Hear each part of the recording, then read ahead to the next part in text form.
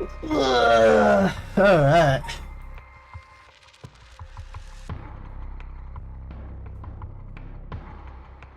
It's a new day, a new game. Alright. Hello everybody, welcome back. Gonna be continuing off where we left off yesterday. We're gonna be following Hirai's story, Shigima's story this time. So yeah, let's go. The son of Shigema was kidnapped. A botched investigation by the police resulted in the child's murder. 1 year later, Hirai has hired a private investigator to help resolve the unsettled case. And at night, while speaking to a detective at home, something strange suddenly appears. May those who mock fires, flame, perish in flame. Kill them, the flame bearers. Kill them all. You've acquired the power to curse stone to haunting clappers. You can use it to kill those with fire or a fire starting device on their person. Plus you use curse to set your target alight. Okay. As a barrier, impersonation crew. Alright. Killed by Birdie, one who is in possession of fire or a fire starting device. Red. Everything is dyed crimson. My home is burning to the ground. It's hot, so hot. I must call for help. I cannot speak. My throat must be burned up from smoke. No, I think I'm already on fire. That's right. I'll just use these clappers. Clack clack. Is anybody there? Clack clack. Why is no one coming? I'm going to burn to death. How did I come to this? Oh right, her. It must be the work of that vixen who appeared suddenly and enchanted my lord. That witch. Those haunted cold eyes had my lord dancing in the palm of her hand. Perhaps I was also taken in by her. How many innocent people they are luring under orders? This must be karma. The sound of a heavy bell. It feels like my head was split open. Ah, right, the evening bell. That must be why nobody can hear the sound of my clappers. I've got to do it louder. Clack clack. Okay. The guy burned to death. The murderous impulse seeps into my soul like thick black tar.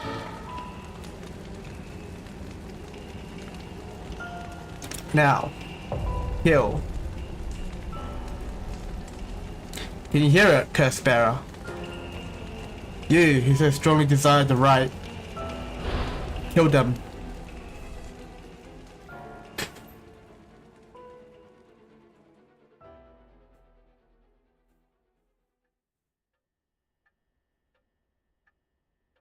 Where should I? 12 AM. Shigima Mansion reception room. Back with me, ma'am.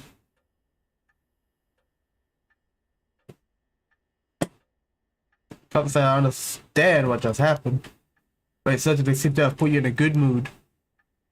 This might be the first time I've ever seen you smile. You really smile. That's a smile? Sweet dreams? That does not look like a smile. Housewife to haunting clappers. Hirai is a housewife who resides in the manor near Shimoku Bridge. The 11-year-old son, Suichi, was kidnapped and murdered about a year ago. The death was a result of a mistake on the part of the detective assigned to the case. A mistake which enraged the kidnapper and had him cut off all contact with the police, leaving no room for negotiation. The incident was covered up by Suichi's killer remains at large, leading the aggrieved Hirai to call on the service of private investigator Richard Kai to uncover the truth. The Shigema family came from a line of samurai who built their residence in the Honjo during the Edo period. They assumed important position in the police force following the Meiji Revolution, thereby protecting their family's elevated status. Even today, many in the Shigema line work as police bureaucrats and senior police officer. Her father sits in the upper echelons of the National Police Agency, and her husband, adopted in the Shigema clan during an arranged marriage, is also a highly respected agency official. However, as her family prioritized work above all else, it wasn't long before her marriage grew cold. Though she wants for nothing, she is isolated from her neighbors and withdrawn from society. Seeing her son grow into a young man gave her a purpose in life, but it was cut short by the kidnapping incident. Following the incident, her spent many days in a deep depression, breaking into sudden fits of shouting and wandering around in the middle of the night. Her cheerful, loving disposition faded away, and she took to making snide remarks at her husband, which really further soured their relationship. A few months ago, her husband was transferred to another area for work and now rarely returns home. Haru left to live in a large, empty mansion alone as a housekeeper. She has been with the family for a long time, coming to take care of all the housework. Haru has nothing but time on her hand. No, not dreams. Sounds like something I might want to hear about.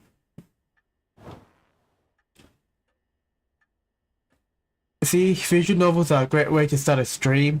Just cause like, even if you didn't talk to people, you can just you can just narrate. It's good. My heart's still racing. This is it, my chance at long last. Alright, let's talk. Let me bring you up to speed. We're in the middle of a chat where you suddenly started spacing out, and the whole time you're grinning to yourself like you just won the lottery. Care to tell me what that was all about? Well, where to start? Interesting. Very interesting. So the haunting clapper curse echo appeared out of nowhere. So you had to perform the royal resurrection and gave you the curse you need to do it. But I got that right. That's right. It's all real. Honestly, I still find it hard to believe. But I guess I had to now. Ba-da-ba-ba-ba. I saw the curse stone appear in your hand myself. It looked like it popped clean out of thin air. With evidence that clear, there's no denying that there's some supernatural force at work.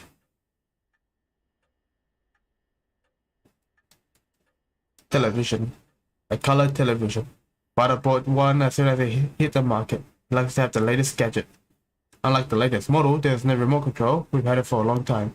Back when it was new, we all gathered around it and marveled at it as a family. But with father and my husband being away so often, it quickly fell into disuse. The swinging of the pendulum echoes through the room. It feels livelier than usual with Richard here. Usually it's just me. Chandelier. The lights. The chandelier is the only thing in here that's my choice. It's my favorite part of the room. An old hanging scroll. I don't know who painted it. It's been hanging here since before I was born. An arrangement of flowers. We're bringing someone to do it. I don't even know what the flowers are called. Stereo unit with separate speakers designed for home use. My husband insisted on buying one, even though he isn't the one to listen to music often. I be damned, is that what I think it is? Goodness, you made me jump. It's just a silly little sticker my son got from somewhere or other. He put it up just before, well, you know what happened. Stick up in my son to take it down. Let me take a closer look. It's a rooster. I knew it. It's head honcho from way back in set 1. It's a real collector's item. Excuse me? Don't tell me you've never heard of the mockingbirds. The what? They're the hottest new craze. Cute little birds dress up like rough and tumble delinquents. I've never heard of them, but it certainly seems to matter to you. The best part is, nobody knows who made them. They just started showing up around town. So enough, they won everybody's heart. The story goes that they're made by some anonymous artist who covertly leaves them behind in specific locations. No one knows when or where they'll show up next. They're basically an urban legend of short. To think one will turn up here of all places is a good sign, I'm sure of it. Oh, well, that's nice. Mockingbird discovered. Oh god, collectors. Ugh. You might just be able to find all 20 and them scared around. Like it has like a pretty like yeah. More mechanics that we don't need. Fax machine. Fax machine that can send images to other places along the telephone network. Don't really know how it works. Most houses don't have one. I rarely find a use for it. I don't think you quite understand. Ooh. This isn't about evidence, I mean it's about belief. It's more than that. I know it's real. The moment the curse appeared, I knew everything before it even said a word. It was already there in my head, as clear as day. You just knew, huh? It was etched to my soul, along with the curse echoes of resentful memories. I can feel it. What it was like. Dying like they did hundreds of years ago. Rift in flame, writhing in pain as my flesh blackens and my blood boils. I can feel it. All the agony, all the rage. It fills me with bloodlust. I think I need to kill someone. anyone would do, just as long as they're carrying fire. I see, that could be a problem. You think so? For what I know of you, I was sure you see it as an opportunity. The stronger the desire to research someone, the stronger the urge to kill. That's how it seems to me, anyway. Good grief. Talk about a spanner in the works. So we take a stop for a moment. Remind ourselves where we've come from and where we're going. That might be a good idea.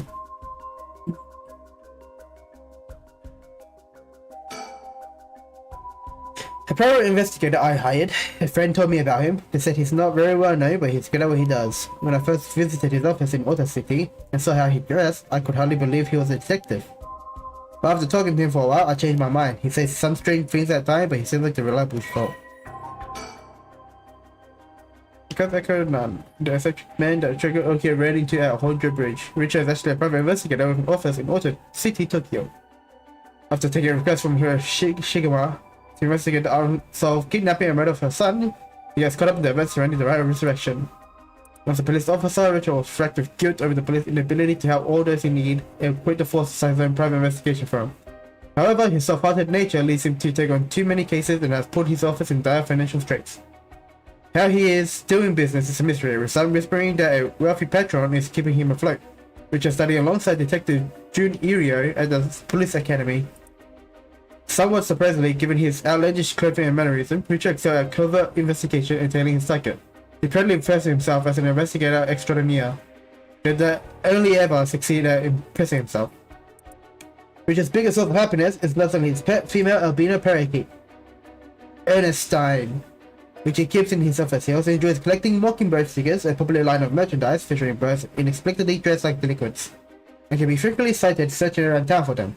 While and about, Richard typically leaves the office, and more importantly, Ernestine, in the care of Amamori, a junior high schooler who volunteered to assist Richard after being involved in a previous case. I'm guessing that's the girl from before. That was updated. Here on Agency.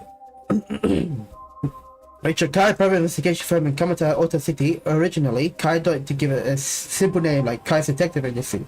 But upon hearing that people are more likely to pick names listed on the front of the phone book, alphabetically, he decided to pick a name starting with an A. Fast, Azura Hero Agency was established. However, it is questionable whether the heroine, a bird or somewhat ominous significant, is an effective symbol for attracting customers. Even his own assistant has referred to the name as confusing at best.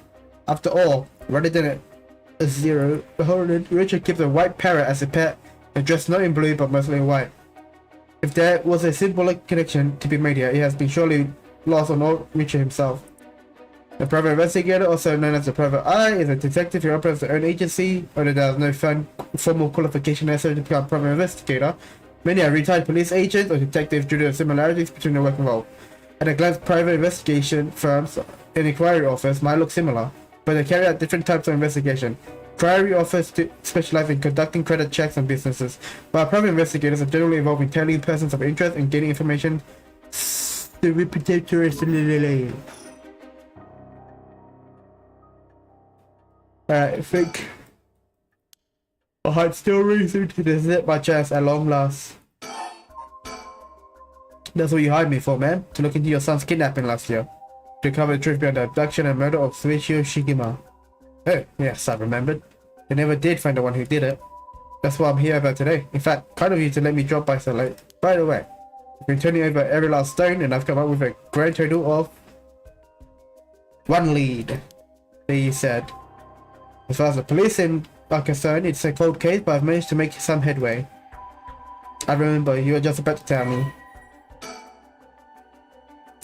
A kidnapping and murder case that took place in Hojo Sumida around 1 year ago, where Shigema's son, Suichi, age 11, was kidnapped on his way home from school, with a ransom being demanded that same evening. Initially, the kidnapping was thought of as a simple extortion scheme, but when it came to light that the Shigema family was closely tied to the police, and Suichi was in fact the grandson of a senior official, it was quickly assumed that the perpetrator was acting upon a grudge against the police force. The kidnapping was treated as a direct attack against the good name of the police, and a large-scale investigation was launched that used the basic equipment available to trace phone calls. This made it all the more embarrassing when they were unable to catch the culprit. Losing the public's confidence, the culprit grew cocky, relentlessly walking the police force. After 3 days of failure after failure, her reached a breaking point. Spurred by concern for her son, she resolved to hand over the ransom money as fast as possible. But her husband and father, who held the pursuit of police in high regard, refused, saying that they would not let the criminal win by giving it to the man. The increasingly frantic detective assigned to the case lost his temper, and the criminal called to give an ultimatum, causing the culprit to never make contact again. Another week passed, in which his body was found floating in the Simada River, which his death could be largely ascribed to police incompetence, but this was ultimately covered up by the stringent media embargoes. The investigation was never closed, but the case has long gone cold. Soichi Shikama. Male, elementary school student, none. The only son of Hure Shikama, who was kidnapped and murdered 1 year ago. His body was discovered floating in the Shimada River. Soichi was a conscientious, brave young boy who was determined to protect his mother, Hure.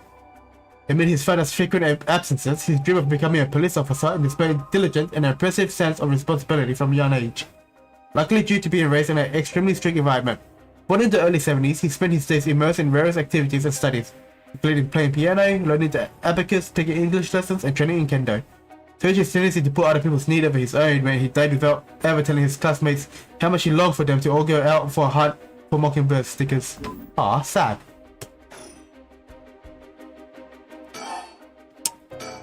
You know, we still need to figure out exactly what you want me to do. Tell me what you want. Why don't I tell you what I found and we can make a decision, alright? I suppose there's not much point going over to kidnapping itself. No, I'm very familiar. Then I'll leave that for the files to cover and just confirm a few things about the case. The police traced the culprit's full back to, let's see here, Northern Oyuko River here in Shimada City. That's quite a wide area. That's right. In the end, they never managed to nail down exactly where the clues were coming from, but it almost certainly the same location as that Soichi was being held captive. Since Soichi's voice could be heard during the killer's call. Northern Oyuko River is quite a distance from Soichi's normal school commute. Factoring in that he was seen at school but went missing before he arrived at his house, it's likely that he was abducted by car on his route home. Maybe, but exactly, Soichi was a clever boy. He never would have gotten into a car with a stranger. That's right. I was very firm about that. I know he understood too. I even saw him warning the other children. It was the dad, calling it out, the dad's the killer. That's why he's not here no more. It's possible that they forced him to a car. The only issue there is there weren't any witnesses to the kidnapping. You can't bundle someone into a car with that many streets around and not be noticed. But first, at the beginning of the game, when they told you that you can turn somebody's voice down, I thought that meant we had like voiceovers, but apparently not. No voiceovers. But nobody came forward to say they saw anything suspicious, so did they target him at some other time or somewhere away from his usual route? Whether those seem a little far-fetched, which raises the question, how did the kidnapper pull it off? The police never managed to find an answer. In the end, they decided that the kidnapper must just have gotten lucky. But why not turn the problem on its head? The right of resurrection, huh? I read about that in an occult magazine the other day. Apparently some old book showed up recently with all the gory details. They said that right could be found somewhere in Hondro. I remember the first time you told me about that. It felt like my prayers had been heard. Like I had hope, real hope for the first time. Ever since that awful day I wondered, what if I hadn't sent him to school? What if I just paid the ransom? Not a day goes by when I don't think of that if I'd done something differently, Soichi would still be alive. You can't blame yourself, man. It was the culprit's fault, not yours. But I know that won't help any grief. It's funny like that. I'm guessing that's why you're after the right?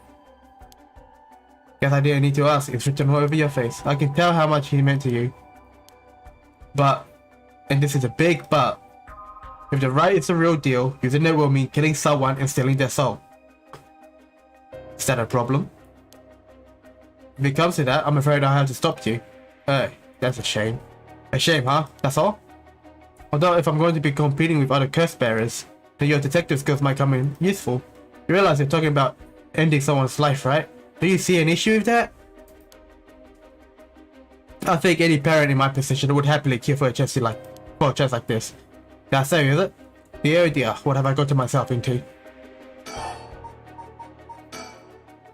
If it makes you uncomfortable, then you won't have to get any blood on your hands yourself. I don't need you to kill the other conspirators, but I need you to find them. I won't be party to murder, man, not even for a client.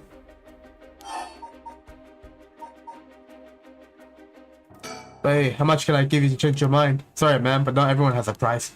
You got my policies and I stick to them. I see. I didn't realize you were so stubborn. Let me say that, it's not like I get what you're going through. As long as you're not killing anyone with your own hands, maybe I can help you out.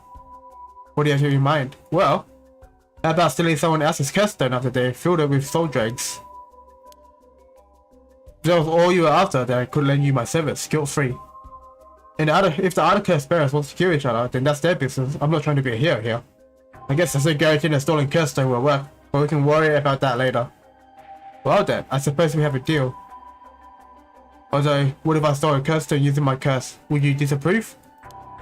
That would void our contract, man. Just warning you. Now, bye. Alright, let's save. I haven't saved in a minute. About the kidnapping. The kidnappers managed to convince Richie to get into a car by how? The only thing that makes sense to me is if there was somebody that he would have a reason to trust. A teacher, perhaps, or a relative, or somebody else that he knew. But all the adults Richie knew had alibis. Police checked them all thoroughly. They did, huh? No one throws numbers at a problem with the cops. Although if it wasn't someone he knew, or rather, what if the culprit disguised himself as a police officer? That would explain why he didn't find him suspicious. The Shigama family has close ties with the police after all. He would have had a reason to trust them. You might be right, but surely they couldn't have. Well, there's a problem with the theory. You'll be surprised how much police officers stand out. That's always the point after all. They're meant to be a visible deterrent against crime.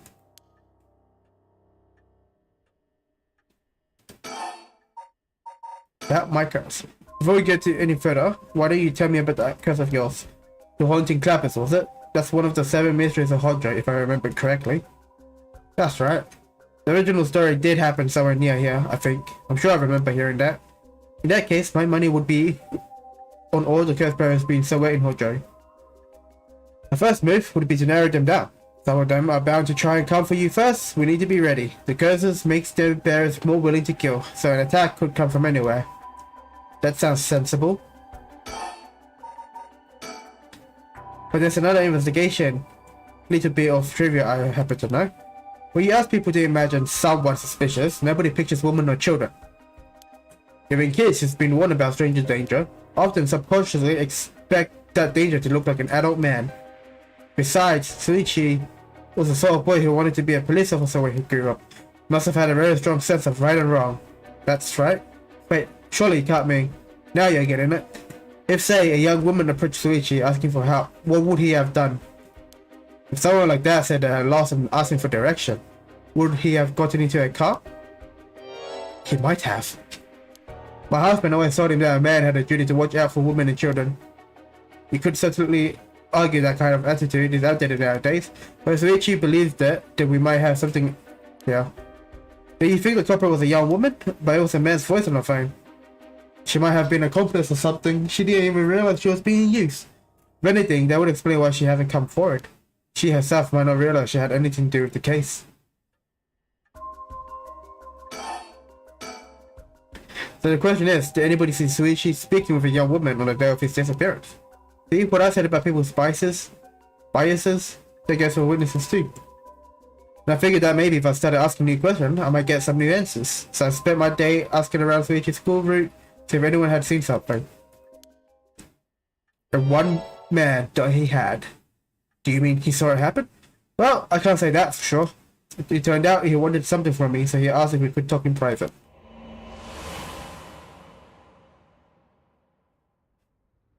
Several hours earlier. Alright, this should do. There's no one around, we can speak in confidence. Excuse me, what was your name again? Junuichi. Got it, well Junuichi, I'm all ears. Just so we're on the same page. You're a private detective investigating Suichi Shigama's kidnapping. I have that right. Of course. What else do I look like? That's right, I know what a private detective looks like. I don't think get it. Look, I'll tell you straight. My life is in danger. I need your help. You excuse me. You excuse me if that caught me a little off guard. Let me ask you straight. Who is trying to kill you? Student called Michio Shiraishi. Interesting. A schoolgirl, eh? Sounds like you've been naughty. It's nothing like that. The girl, she's a murderer. I'm the only one who knows, but I saw what she did. Michio Shiraishi, I saw her kidnap Shuichi Shigigama. Come again?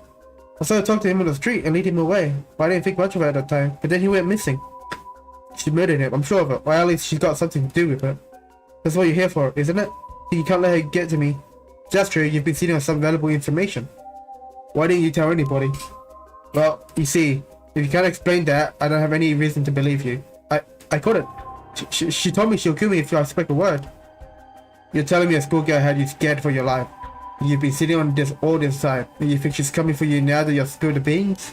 Yes, that's it. Exactly. I'm begging you. Tell her to get to me. Arrest her, I'm telling you, she's a demon. Well, you seem to believe what you're saying, but it just doesn't add up. I caught a schoolgirl and fully grown man so terrified. You don't know what she can do. She'll curse me. Curse you? I'm sorry, but you're losing me here. It's true, her house, it's... Ah, forget it. Why do I even bother? You seem dubious enough to believe me, but I should have known you'd never understand. Enough, I'll find someone else to help me. Hey!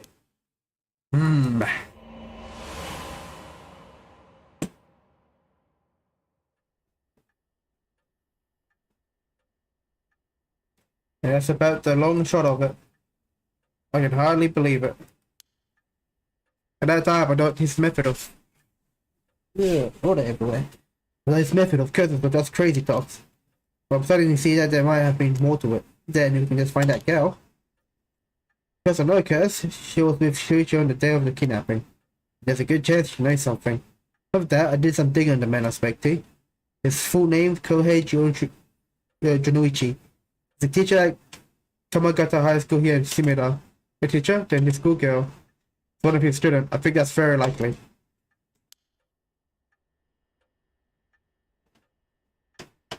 Guest table. Guest table. I don't know what file I got this old thing from, but I've never liked it. Kidnapping. This is gonna lead. Hopefully be the breakthrough we're looking for.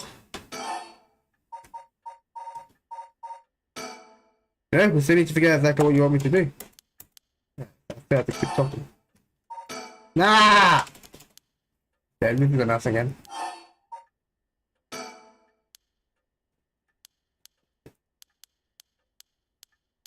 Yep.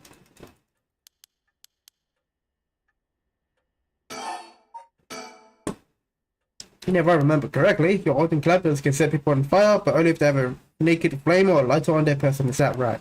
That's right. No, at the time, wooden clappers were used to warn people of fire. I'm guessing it punishes those who don't heed the warning. It seems like a good curse to have. It's simple and straightforward enough to use. Although it's hard to say how it stacks up without knowing what else is on the table. I really think is that good? The target can't do much but throw it off. And he has a nice long activation window. It's big that it works on lighters too. Just slips one to your target's pocket. I say the condition you were already fulfilled before they even know you're dead. They wouldn't even know what hit them. Maybe. I won't have to actually use it. I could just tell someone I could, and they have to do what I said. Threats could work, although without any proof, it'll come down to how convincing you can be. Really, you could use the curse, then back out at the last second. What an interesting idea. I have a lighter right here. You could try it now. That's an interesting proposition. But maybe not. I'm not crazy enough to make myself a guinea pig. Oh, I see. You're an Oddwood, man. You don't mind me saying, and I don't think it's just a curse. You flatterer.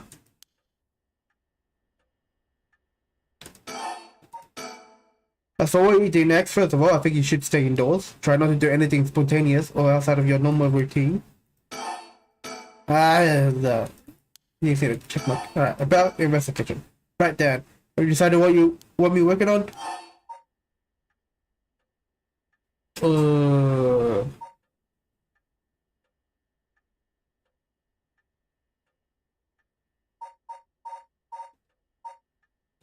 Let's get the kidnapping. Finally have a lead. I need to know what happened to my son. Your wish is my command, man. I'll focus all my effort into looking for the kidnapping. Although something just occurred to me. You can't investigate the matter at night, can you? At least until the sunrise and you search for the other conspirators? Alright, I see how it is. I'll be happy to help. Odds are good that the other conspirators are also working by night.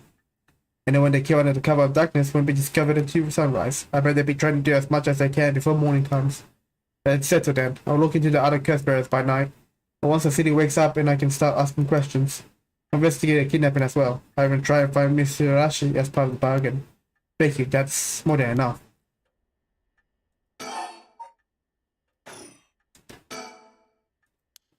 My heart's still racing. It's my chance at long last.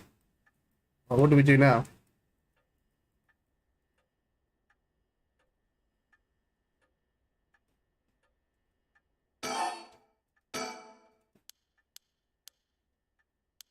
Alright. Do we just wait or like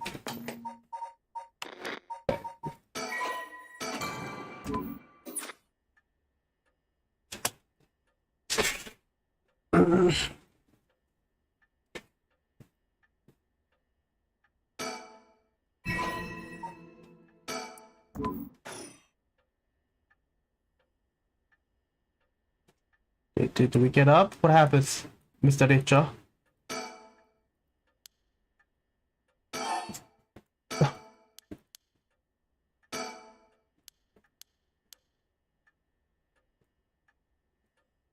Do we just wait for the time to go down? What do we do, Mr. Richard, sir? Is there a setting I can use?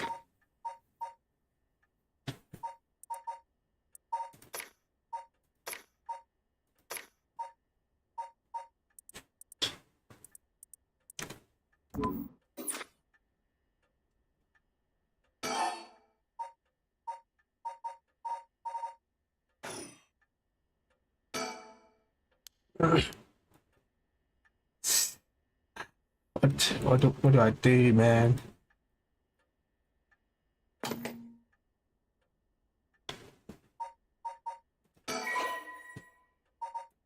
No, I don't want to be stuck at the beginning.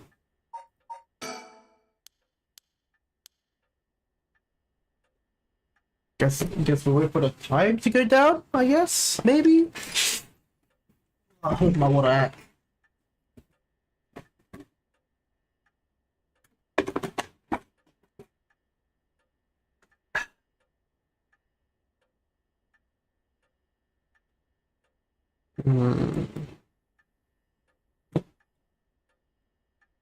Exit. Come on.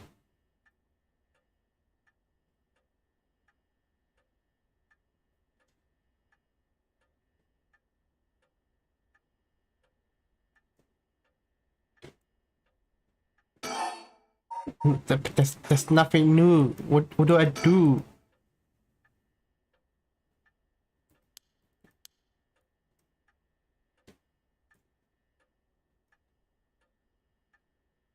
No. Rotary phone. Yeah? Is that it?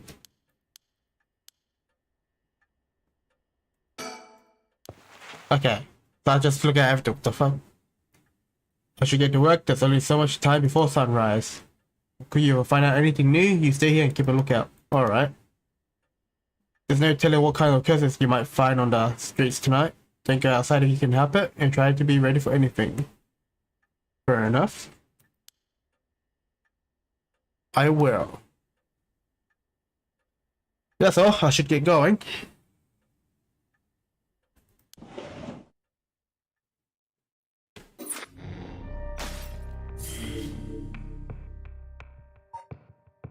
Okay. Oh, so we can just play anybody's story whenever we want. Ah, neat. Alright, a nice thought. Despite having obtained the curse of the haunting clappers, Rai Ishigama is determined to use the right of resurrection by stealing the remaining curse stone. He instructs a private investigator Richard to find the other curse bearers.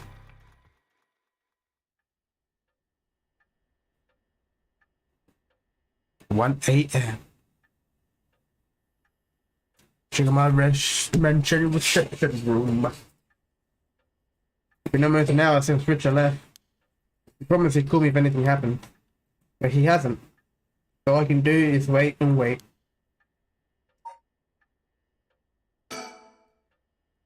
If I was putting my ears, just looked up. That old hidden scroll, I've seen it too often to show anything from it now. Should I put a record on? Nah, it's too late for that. I'm in the mood for music anyway. My husband used to complain that it was too dark, but I would have liked the blue. The ticking seems so loud. It just goes show how quiet it is. There's everyone at this hour. I see no point turning it on. Newspaper? What's this? A newspaper? Must have fallen off the chair. Read it. It's a newspaper. I leave them in here for the guesses. I hardly ever read them myself. I think I've taken the time to go over one in years, in fact. But it's not like I have anything better to do.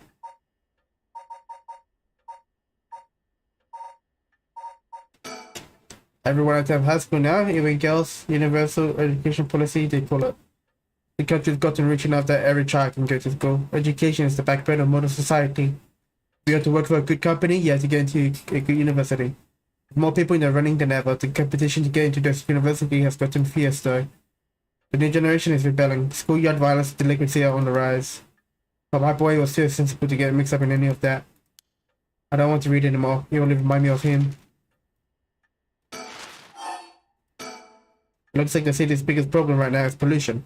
I remember how the air and water used to be even more polluted. The river was covered in scum from all the sewage in the race. It stinks so badly it make my eye water. Eventually people started getting sick and it couldn't be ignored anymore. Fortunately, it's gotten better since then. Although the air around the industry district is still filled with gas and smog. There's one thing Hodge never wants for, it's horrific crime. We found a police officer dead in a local park just the other day. A lot of my family are in the police, I hope it wasn't anybody I knew. I don't read the news anymore, not since last year, it brings back memories. Suicide at a local high school. Oh, I remember that. A high school girl dropped off a roof about a week ago. She was bullied, I think. Maybe it was something about the exam pressure? What? But, no, this can't be. Her name. Michio Shiraishi from Komagata High School. Can't be. Also, articles about the current state of the economy. And the post-war boom has its peak. We're moving to an era of large corporate. It's about 220 to 230 yen to the dollar. Manufacturing is on the rise and exports are healthy. The dollar's down from its high and people are saying it could fall further. There's no denying how much the standard of living has improved in the past few years. It's coming to the car and television now, and supermarkets are better stocked than ever.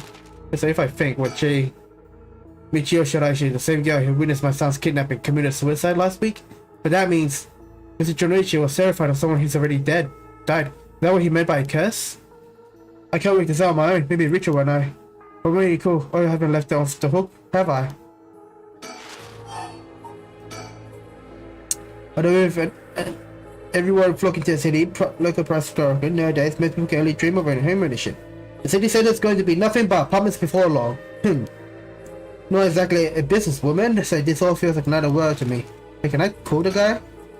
I thought Richard contact me, but he hasn't. I've made sure the receiver is on the hook and he'll ring soon as he calls. Oh, there we go. It must be him. Answer. Well, Shigama residence.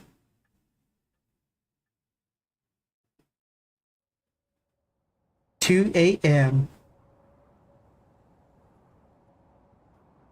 Komagata Bridge.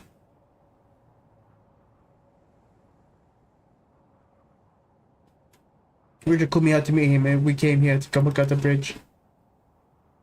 Hey Charles, there's something I need to tell you. Buddy, I was just thinking the same thing. Alright, we'll save for now.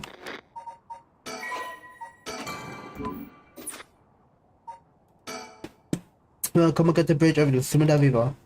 There's a highway on one side and a freeway on the other, but they both deserted this late at night. One of the bridges spinning the Sumida River, completed in 1927 as part of the reconstruction effort following the Great Kento earthquake. It is notable both employed distinctive blue arches and a cutting edge for the time techniques used in its construction. Many bridges stretch across the Sumida River, each with a unique structural form and design.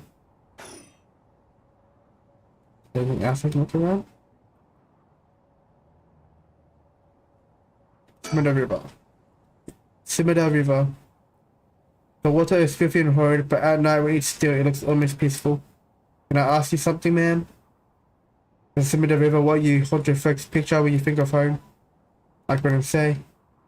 What I can tell you is that I can hardly stand the sight of it. But should have guessed. This was where they found him after he went missing. All alone, floating in that horrible water. All I can think is how scared he must have been. How cold he must have been. What did he ever do to deserve something so awful?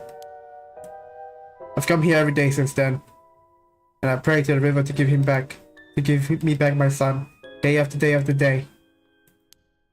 Now, in older times, people believe rivers marked where our world met the next. So the act of crossing flowing water had a huge amount of spiritual significance. Back when Edo was founded, the people of Chuo saw the Sumida River the same way. They associated the far side of the river with the afterlife. That same place would later become Hondroi. All the fear and elusive accumulated there and took root.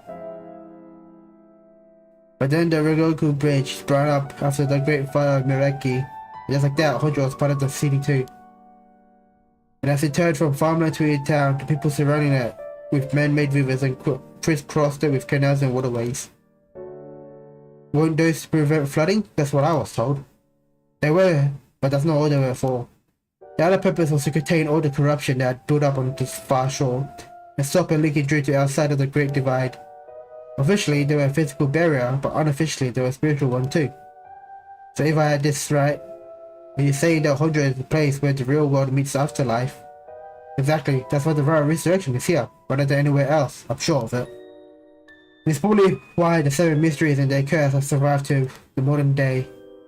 And I guess that would make the spot we're standing right now, right over the river. The border between life and death. If there ever was a place where bringing back the dead might be possible, I reckon it's here. It's funny that you mentioned praying to the river. That might have done more than you think. Is that supposed to make me feel better? Just thinking aloud, man. Well, it's a nice thought. Sumida River, a Class A river that is part of the Arakawa River system, which runs through much of eastern Tokyo and empties into Tokyo Bay. During the Edo period, Sumida's riverbank played a key role in the transportation of lumber used for construction. In addition to its logistic importance, it was also a place for the common folk to gather and enjoy activities such as seasonal flower viewing or river bathing. There exist many woodblock prints depicting such activities. The area became plagued with sewage issues when the surrounding environs were industrialized in the post-war period, but the situation has improved since. Many unique bridges span the Sumida River, including the Rigoku and Azumabashi Bridge, which attract a large number of visitors as sightseeing spots. Massive fireworks displayed in summer are also always sure to draw a crowd. The river has served as a cornerstone for both the city and its people, having both aided in its development and served as an inspiring backdrop for countless works of art and literature.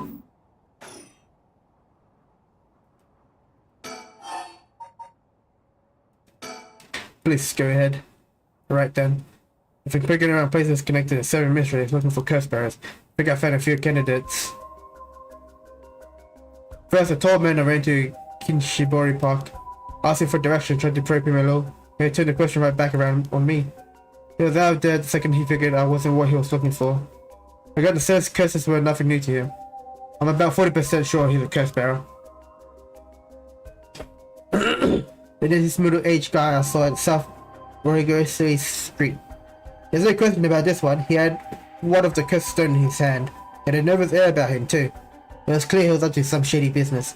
Carrying soul drugs, I bet. He'll make a good target. Next up is a pair, a young man and woman I saw around Rigoku Bridge. Also, talking about this pair, the lady ran off. Remember the guy died when we were playing Shogo. Like, yeah, suspicious. Suspicious. This time the man came up to me and asked me flat out if I was cursed, bro. I told him I didn't know what he was talking about, and he backpedaled and left. Looks like they lurked around there often looking for kindred spirits. Would be my guess. They didn't seem like they were quite working as a pair. Carrying soul drugs in a grip might be a decent idea if you could make it work. But with things being how they are, it's got to be hard to find folks one can trust. They've got brass though. I don't know what their deal is, but I'd like to find out. Last is 2 detectives are seen sniffing around town. The police are involved? Not necessarily. A body turned up in a local park a few days ago, so they might just be looking into that. So the park got tied as one of several mysteries. Might be it was a curse that did the guy in. If they're sending detectives from the head office, then something's got to be up here. I didn't know where they're from. Let's just say that when you're in this business, there are some faces you get to know. So Richard is actually like going to the same school as this guy, Irio. If we paid attention to the person of interest. There's some faces you get to know. Anyway, that's everyone who's caught my eye. If I know them in the third little time, I really did hire the best. So the name, man, Richard Kai. P.I. No way, make that Richard Kai investigator extraordinaire. Oh, my, an investigator extraordinaire. Is that why you can dress like that without drawing attention to yourself? You bet. An investigator extraordinaire can blend in like a chameleon in any outfit. Well, that aside, the middle-aged man and the young couple sounds the most promising, am I right? Whichever we pick, it's still too early to make a move. It seems like the curse bearers are less involved with each other than we thought. Plus, there are still others we don't know about. I say we hang fire and see how things play out. Once more bodies start showing up, that'll get the pot nice and hot. And once it's spoiling, our chances will come. There's something I need to tell you. What's up?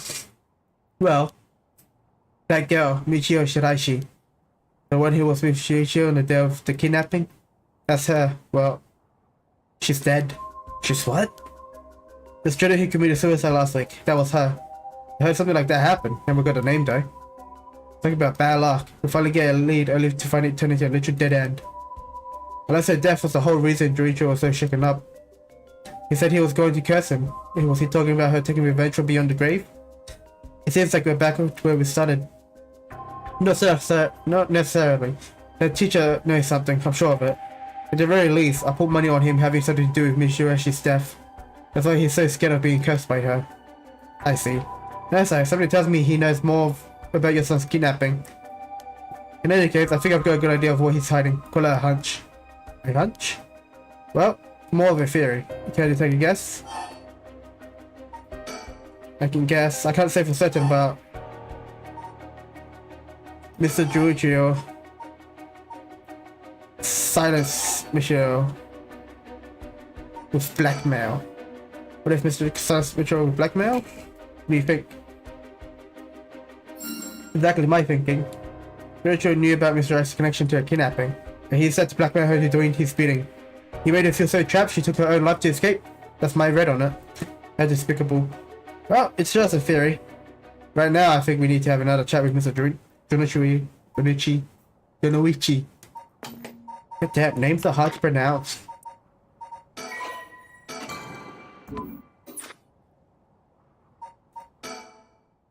Sitting around in the last thing I want to be doing right now. This is my only chance to bring back my son. I can't afford to reach out away. I'll be back in a second. Gonna go to the toilet. Drink way too much water. Yeah, but hang on, I'll be back.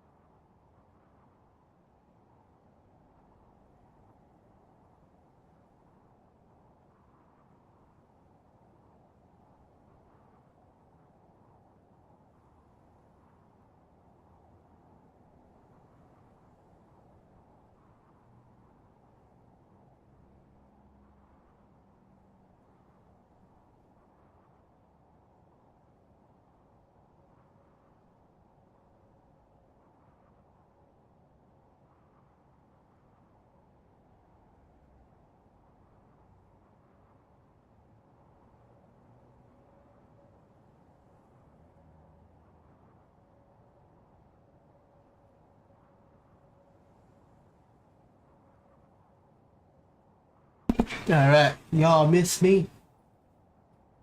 Let's get back to it. You know, tell me something? I've already said everything I wanted to say. That's something else I'm not looking at. Oh, that's right. There's one more memory I have of this river. Do you mind if I tell you? Go ahead. It must have been about 20 years now when I was still a schoolgirl. Back then, the Simida River was much filthier than it is now.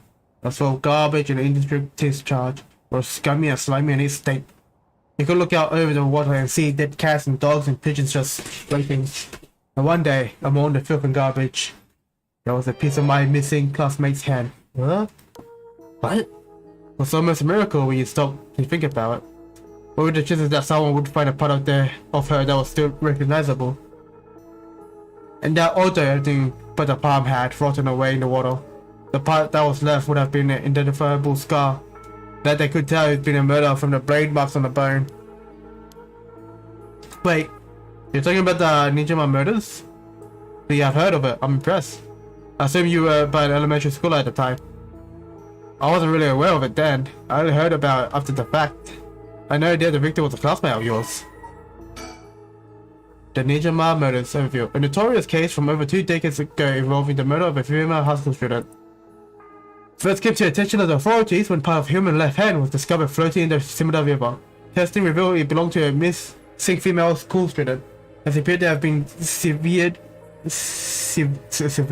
deliberately. Oh god. The police launched a murder investigation. A large-scale search for the river was organized, but the highly polluted state of the water made this impossible. Visibility was poor, the stench was intense, and the divers quickly failed. They succeeded in recovering only the victim's head and what appeared to be part of her leg before the search was called off. At the time of the incident, the Simida River was as polluted as it had ever been. Neither fish nor shellfish could survive in it, eventually causing the NL Fireworks Festival to be called off indefinitely. Over the course of the search, the police discovered a number of unidentified human bones. This caused a stir among the public, as several other young women had gone missing in recent years in the Tokyo area.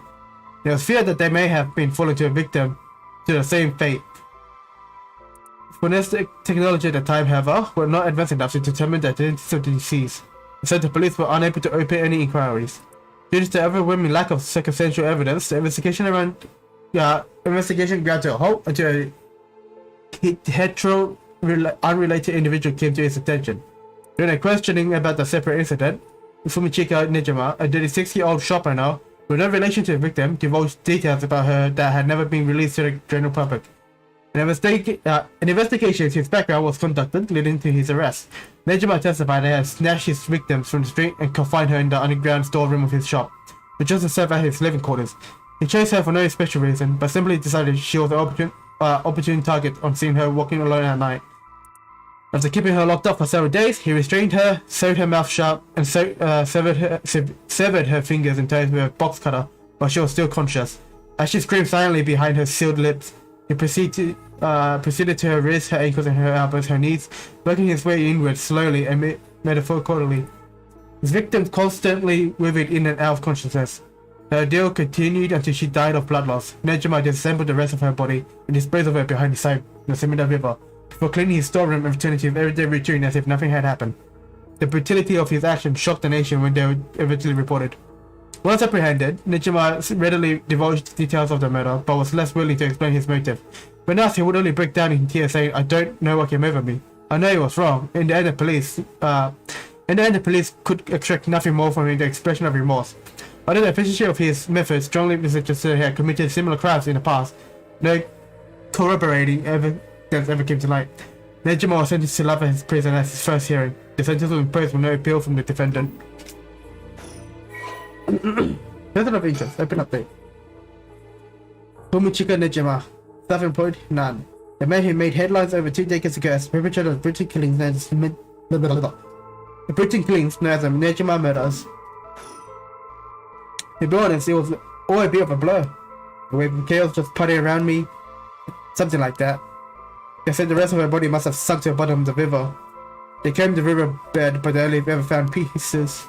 Everything else must have rotted and thrown out to sea. Afterwards, I heard that the divers who had been looking for her fell ill. A sorry story for everyone involved, huh? It's funny, everyone figured the river's filthy enough already. Oh my god, reading is hard, holy shit. It's funny, everyone figures the river's filthy already. So one more piece of garbage won't hurt. But every little bit makes it worse. It's a vicious cycle. I know I wouldn't want to go rooting around down there myself. That's right, which is why the riverbed is the last place anybody would go looking. Or so was the killer's thinking, I suppose. The times were changing quickly back then. Things were confusing, everyone seemed to be in a hurry. Young people were moving to Tokyo in droves, some even ran away from home to make it in a big city. They made easy targets for bad people. A lot of them ended up disappearing without a trace. You see, back then, if you chopped the body up into tiny pieces and threw in the river, it would rot quickly and discreetly and sink to the bottom, never to be seen again. Are you saying what I think you're saying? They arrested him shortly after. Umichika Nijima, the man who killed my classmate and cut him to pieces. He was so methodical about it, it could have been his first crime. People began to wonder how many other girls he's murdered on the same way.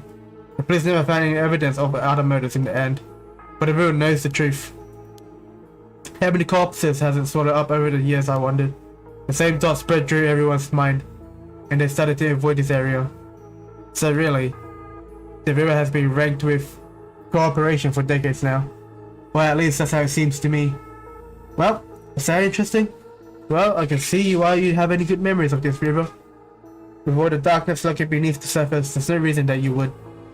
Still, if I may, ma'am, I'm surprised you know so much about the Nejima murders. But how could I not? After all, I was the one who found the hand. What? The police actually wrote me a thank you letter. They said it was only thanks to me that they managed to bring Nejima to justice.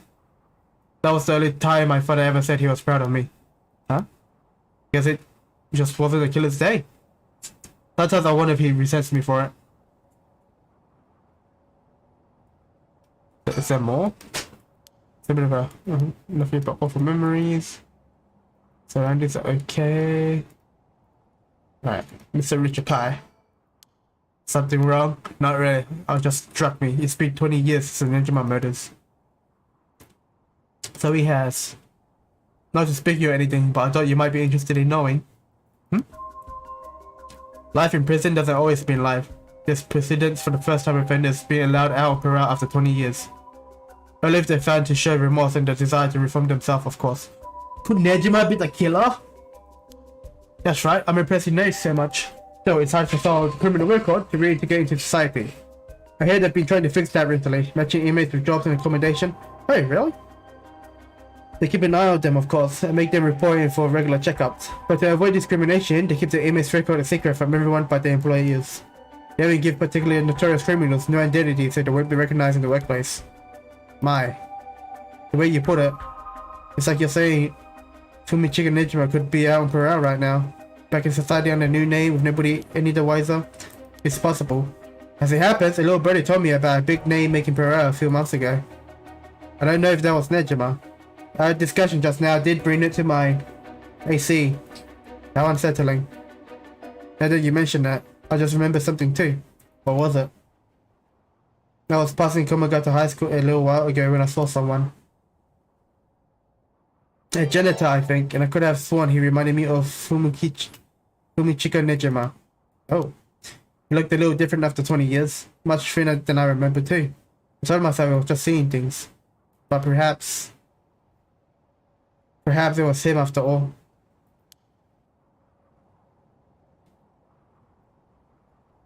So, what next?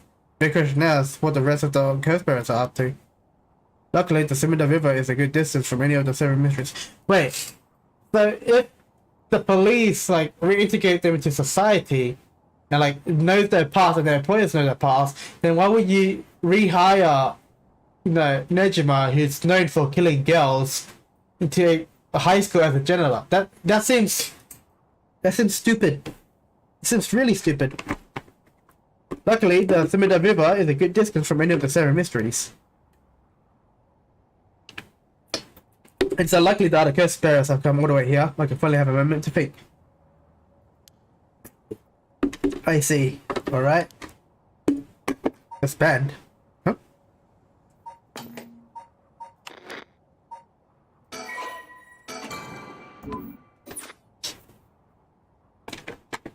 What if I just keep it suspend? What happens?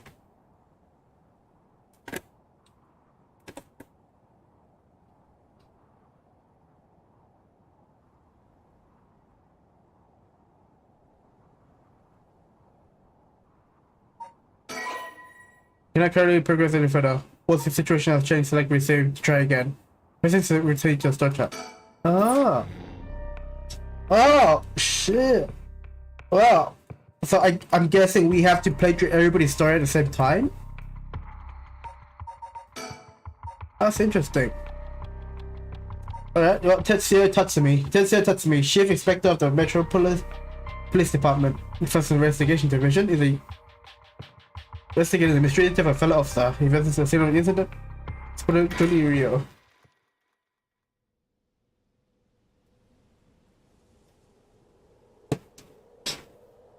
Former Yusada Gardens.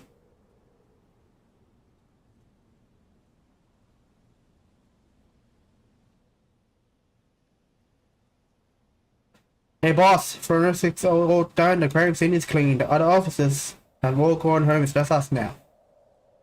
The park should be able to open back up tomorrow, like nothing has ever happened before. I doubt you get many visitors after everything that's happened. You'd be surprised. Lots of people love that kind of thing. You'd be lining up to get in. The club stuff is really popular right now. You know? Do you not know that, boss? Sounds stupid. Well, it's not exactly rich in science, but if ghosts really did exist, we could just ask them who the prep is. Somehow that would be that simple. Hey, but you know, I've heard that high school girls are really into the spirit board things this day. Supposedly you can call on spirits and talk to them by using a board with letters on it.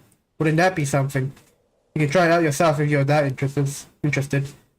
Hey, that's not a bad idea. Let's give it a go sometime, boss. What now? Stop messing around. You really think we're gonna solve the case by moving a coin across a scrap of paper? There's a new building.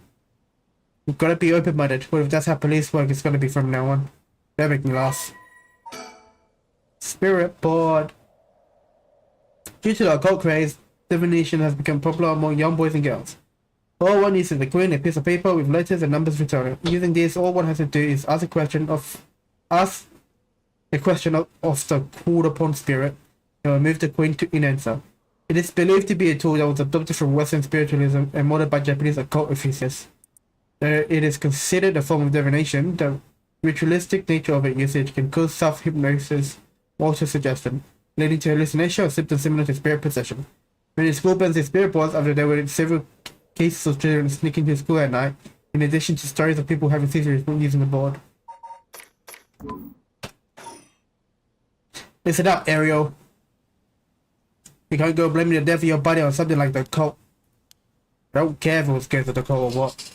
Whoever or whatever it was that did this, I'll get them. I'll promise you that. Well, you've got the right answer, but we don't know if it's a murder yet. Racist, making your judgment. Get too fixated on one thing and you'll stop seeing everything else. Aye, boss. So, now that we've finished our investigation, investigating the scene, let's reveal what we know. Now, it's getting late. I figure we head straight home from here. Come on. We're gonna go over all the info we've gathered. What better place to do that than here at the scene of the crime where we can soak up the atmosphere. Soak up the atmosphere? The hell is there to soak up? You must be willing to use the cold stuff if you get off on being in places like this. Wait, you mean being somewhere like this doesn't get your blood pumping? No way. No, don't turn this around on me. I'm not the weird one here. Right. Fine, let's get this over with. Aye, boss.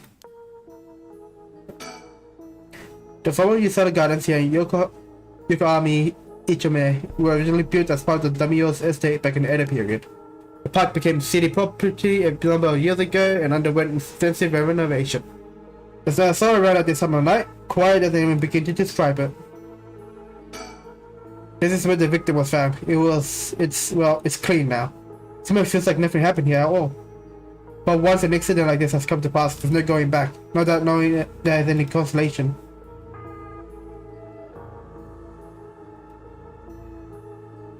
Pond. This pond is used to flow into the Sumida River, but the river became so polluted that they cut it off.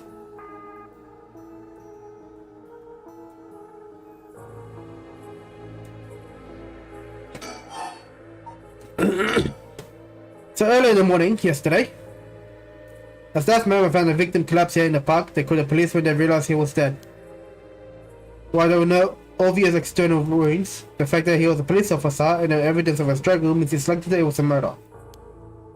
The submitted office sent it over to us since it involved the death of an officer, and we were tasked with the investigation. All we need to do is figure out what happened and whether there was foul play involved. I think about that sums things up. Think. I've got a bad feeling about this case and my gut is really wrong. I knew this would be a treacherous case from the moment we were dragged into it. But boss, yeah? Is this case really important enough to assign to someone from the investigation division? I mean, a friend of mine died and it's important to me, but up to the higher ups, I'm sure they've got their reasons. Boss, you know something, don't you? It'll all become clear in time. Try not to worry about it too much. Thinking about it, the only thing we know for sure is that the identity of the victim. It means there must have been something special about him, right? Maybe he knew something he wasn't supposed to. Some kind of secret or something. Isn't that right? You're pretty sharp sometimes, you know that? You picked up on that, you should be able to put the rest together yourself. Well, it is our duty to get to the bottom of a suspicious death, especially one involving an officer. The victim is Hajime Yoshimi of the Juvenile Division of the Shimada City Community Safety Bureau. Oh my god, that's a lot of words. 27 years old, single. Mostly dealt with cases involving juveniles and education. His rank was senior police officer. You knew him well, teenager. What was he like? Yeah, so we were in the academy together. We still went out for drinks together every month or two. He could be a little rowdy, but he was like a big brother to us all. He was kind and cared about his friends. For better or worse, he wasn't the uptight type of cop. The man always showed empathy, and he was popular with the locals for it. He treated each and every troubled kid he met with compassion. He had a great track record when it came to rehabilitation. Sounds like we lost a good one. Yes, we did. We truly did. I knew being a cop was dangerous. I knew something like this could happen, but it's never easy when it happens for real. I know the feeling. He didn't seem to care much about climbing the ranks, but he was at the top of our class. The only problem was that he took on so much he had the most unfinished paperwork to do. I always felt he needed an unusual guy like him to help us solve all our unusual cases. Hajime Yoshimi, Community Safety Officer. Hajime was a police officer with the Shimada Police City Community Safety Bureau. Oh my god, the words, man. He was primarily responsible for juvenile and education cases. He had the rank of head patrol officer and entered the forces at the same time as Junior. Hajime was found dead under mysterious circumstances in a former use of the gardens early in the morning yesterday. Was a rebellious gang member himself, Yoshimi turned his life around and used his own experience to connect with troubled youth as a police officer. While his appearance and demeanor suggest a man who was rougher on the edges, he was a passionate, loyal, and caring man at heart. Looked up to as a big brother by his peers, Yoshimi achieved stellar results in his work with juvenile cases, where his constantly sloppy paperwork and less than formal attitude essentially bedoomed his career and had him writing formal apologies on the regular. He left behind a fiancée whom he had been dating since high school. Don't worry, you're plenty unusual yourself. Me? I'm the most normal of all my classmates. Sorry, the real weirdo more than the point that called me a long time ago. There was plenty of weird again. Hajime was quite the bad boy in school apparently. He ended up with the police a lot. He said the officer in charge was good to him. He helped him get back on track. The reason he wanted to become a cop was to pay his credits for it. He said it was the first time he had ever took his studies seriously. That's a good story. That kind of thing makes me want to have a drink with him in his honor. Please don't make fun of my dead friend. Hey, I said in his honor, you should aspire to become that kind of cop people miss when they die in this field. You say that like it's a sure thing I die. Besides, if I end up biting it, I'm sure you'll be the one who misses me the most, boss. Eh? Come on, don't be like that. You'll hurt morale. Well, I guess how much I'll miss you depends on how this investigation goes. I can already see it. Ariel! No! Why you have to go and get yourself killed? I have no idea what's going on in that head of yours. Yeah, that'd be straight to see. I can't wait. Can't wait for your own death? Get it together, kid. Yeesh, you really are something. Thank you. What about the victim's family? The Yoshimi family is from Kitsenju in Adachi City, where Hajime's parents died a long time ago. He lived there all alone, no siblings or anything. I went to his house a few times for drinks. I was surprised. It's this huge, old-looking house, looking place. Like, you know, the kind of place that seems super haunted. And he lived there alone. Looked like the home of an old noble family. It was hard to imagine him being such a delinquent living in a house like that. There's that bias I was talking about. It's from an old family. I'm sure things were complicated. That's the bias too. We never talked about any of that. Even when we were so drunk. Even when we were drunk, so I didn't know much about it. Oh, one more thing, yeah? Jamil was engaged. Been seeing his fiance ever since they were in high school. Over 10 years. They just started talking about getting married. What's her name again? He showed me a picture once. She was a beautiful woman. That's so. How terrible for her. But she may know if there's been anything going on with him lately. We should speak to her. Yeah, his fiance may have been his only confidant. I'm sure it's one of the similar police departments. I've already contacted her. I'll look into it tomorrow. Hey boss. I looked into the case that Hajime was running. Oh great, that's the kind of stuff I want to know. What was Hajime working on the day he died? Well, according to his report from the day before, he had 2 cases involving juveniles. First was the suicide high school girl who jumped off a building in Kamizawa last week. Yeah, I did hear about that. The girl's name was Michio Shiraishi. She was a second-year student at Kolomagata High School. It seemed as though Hajime had contact with her even before this incident. So she's been in trouble for some time? That's the thing. About a month ago, he happened to see her walking around town. She looked upset, so he struck up a conversation with her. He was sure there was something bothering her, but she wouldn't tell him what it was. Must have been trouble at home. That's what he thought too. It seems he visited her home and spoke to her parents, but they said there was no problem, so there was nothing else he could do. And now she's dead. That's probably could have prevented her suicide like then. He must have been devastated. That's why he was looking into this Michio Shirashi again. Must have thought that something terrible had happened that drove her to end her life. But ultimately, he never reported the findings of his investigation. I see, you're thinking that it may have something to do with his death? We have to find out what it is Hajime discovered. Right, let's check with the Sumida Police Department about that tomorrow too. Guessing the police officer got killed by the last high school girl we're supposed to be playing. That's my guess. God, still more? And what's the other cases he was working on? This one is also related to Komagata High School. High student. A troublemaker named Hitomi Okura. She seems to be the leader of a group of kids who gets up to no good. Hip, juvenile delinquency, fun. It was pretty bad for a while. Multiple charges of destruction of property, assault and battery, you name it. Hajime had been working with her for about 6 months and she was finally starting to open up. Yet he met with the girl the day he died. Well, every schoolgirl is a problem. But I'm sure he'd be worried about how she'd go on without him. Right, just when she finally found an adult she could trust. She might act out without someone to help her get through this.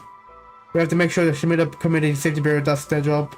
But, we can't rule out the possibility that meeting with this delinquent girl has something to do with his death. Then we have to interview her too. Yes, you're right. She may have been the last person to see him alive after all. I'll ask Shimida to introduce us tomorrow. So who knows if they actually let us talk with her. That's what we hired you for. Lay a little boyish charm on them if they need convincing. Yeah, I'm sure they prefer me as a scary looking old man like you, boss. Watch it. Still your superior. You wanna act like you respect me at least. Oh, I thought I was. You were? Shit. So that's how your generation speak? You really are a new breed. Yeah, it's really just me actually. Well. Don't think you can get away with that with other people. So anyways, boss. Were you even listening? We've got quite a bit to look into tomorrow. I like this doorway. Nice doorway. Plus the 2 Komagata High School cases that Hajime was handling. We need to speak with his fiancé as well. I believe that's it for tomorrow. Case regarding the death of Hajime Yoshimi. Officer with the Sumida Police. Body found at former Yokota Garden. Estimated time of death 2 days prior at approximately 11 AM. Cause of death, acute heart failure, case unknown. Son of struggle found at the scene. Effort to locate witness underway. Body discovered by groundskeeper. Currently investigating the fiancé of the deceased. 2 female students from Komagata High School. The deceased had contact with us. Persons of interest. As for the cause of death, we won't know until the autopsy is done. From what we've seen though, it appeared to be some kind of acute heart failure. But since he had no record of chronic illnesses and no visible wounds, it's possible that poison or drugs could have been involved. Down in the middle of the park like that, it suddenly seems suspicious. We found signs of a struggle at the scene, and that footprint belonging to an unidentified individual. We got people trying to identify those footprints. If we can find out who they belong to, we might just be able to figure out this whole thing.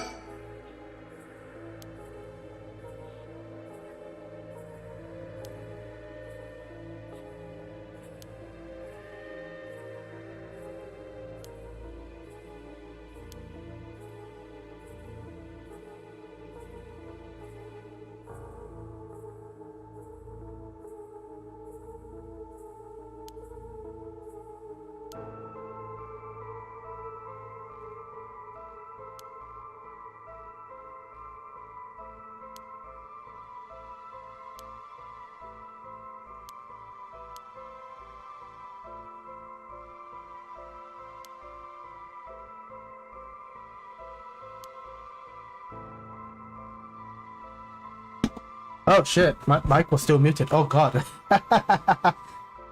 That's bad. That's what I'm talking about. When you run your mouth like that. It's getting late, you must be sleepy.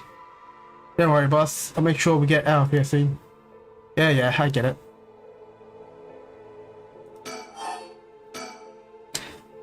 I've been wowed by your shoe detecting abilities all day today.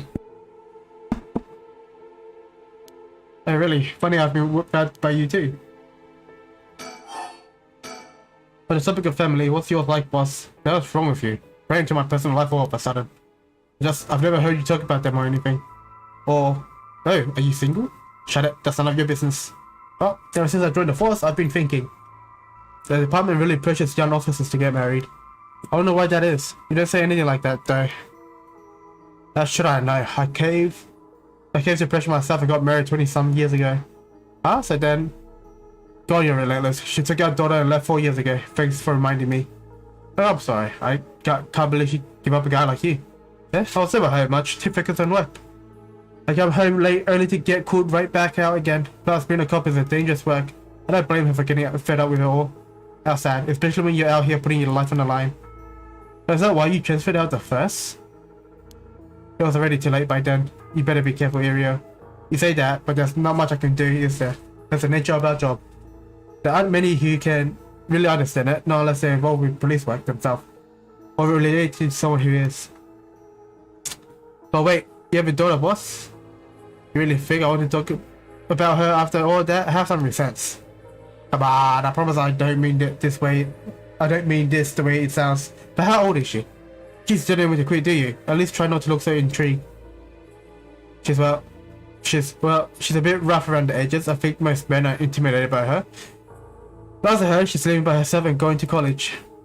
Wow, college student. Men love an educated lady. Stop that. What kind of cop are you, making baseless assumptions like that? She's living on her own day, huh? You must be worried about her. Worried? I don't even know where she lives. Oh, so she hasn't told you. Probably because she knows you follow her around whenever. I would not. I don't think. Come on now, we both know that's not true. Listen here. You may look like a mean old man, but you sure have the soft side. What? Is that supposed to be a compliment? I can't keep up with you. We're done talking about this. Oh, that reminds me. If you got married 20 years ago, it must have been right around the Nechima murder. Know your history, huh? Yeah, that happened a year or two after our wedding. You were the one who arrested the killer, weren't you? You studied that case at the academy. I was only in elementary school at the time, but I still remember people talking about some dangerous criminal getting arrested. Oh, that was just cracking the case, finding the guy. It was just happenstance. I really not talk about it. It was a disturbing case. Did it not make your skin crawl when you learned about it at the academy? It did. We were all terrified. Sounds about right. No one could believe that such a mild-mannered man could have committed such a terrible murder. But we had overlooked one little thing. We may never have caught him at all. I think I remember hearing there was only one charge brought against him in the end. That's right, we didn't have the evidence. I knew there was no way such a meticulously planned crime could have been there first, but we may have struck Fumichika Nejima in a cell, but it was no victory. He always had the upper hand.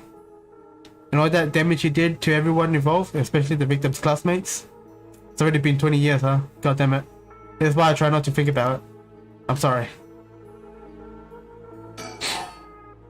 About the occult. So all the occult stuff, have you heard about it, boss? What are you talking about? The rites of resurrection. Isn't that everyone's talking about? No, not you too. I've been hearing about that shit everywhere. Oh, you have? That's surprising. Who cares about what people are talking about? It's got nothing to do with our job. But don't you think the occult stuff with the case feels? I don't know. Really or somehow? The whole thing started right here in similar city. I thought that maybe. Cut it out. Nothing good can come out of it. Get involved. Well, whatever. That record of fates. Oh my god. English words. Words are hard to say.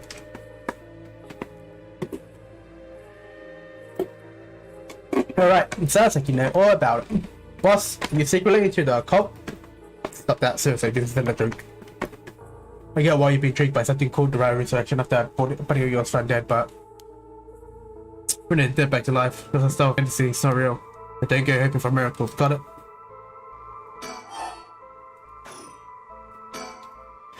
Got a bad feeling about this case. Oh my god, it's really wrong. It's this case from the moment we were tracking him. Alright, so that means there should be something I should be looking at, I believe? On? No. Orangus, no.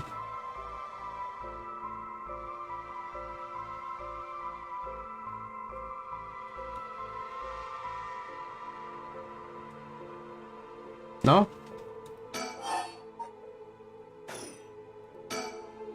Just dream, I guess. But boss, I think that does it. Right, let's quit for tonight. I'll see you tomorrow. Oh god, oh shit.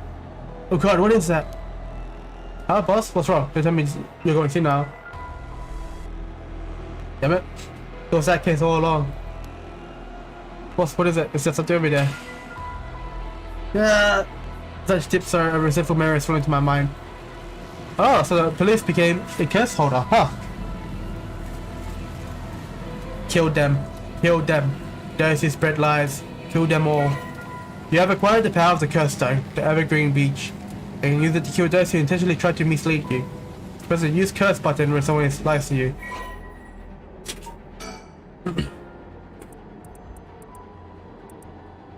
Kills by anyone who tries to mislead the curse bearer with false statements.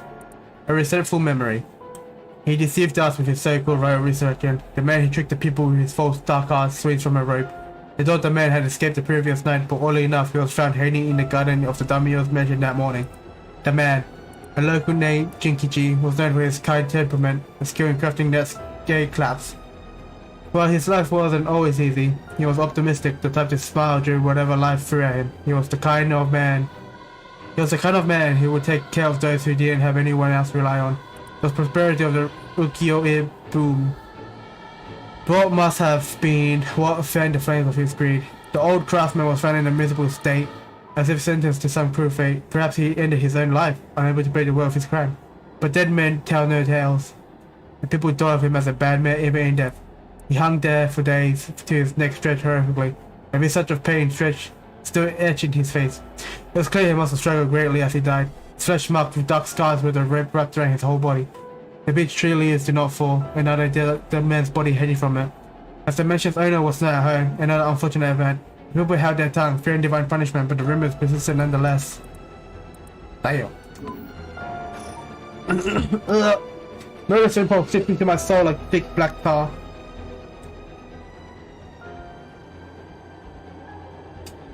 Now, kill. Can you hear it, curse bearer?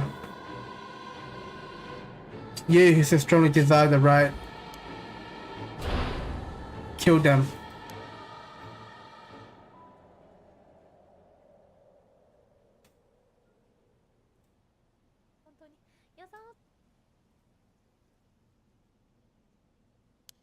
Boss, what's the matter? Don't tell me you really fancy now. Sorry. I'm fine. Here we go. Yes, I have some bad news. Oh no, your senility is kicking in, isn't it? No, we've got a bit of trouble on our hands. It's like we'll be working some overtime. We're not going home tonight. Huh? What are you talking about?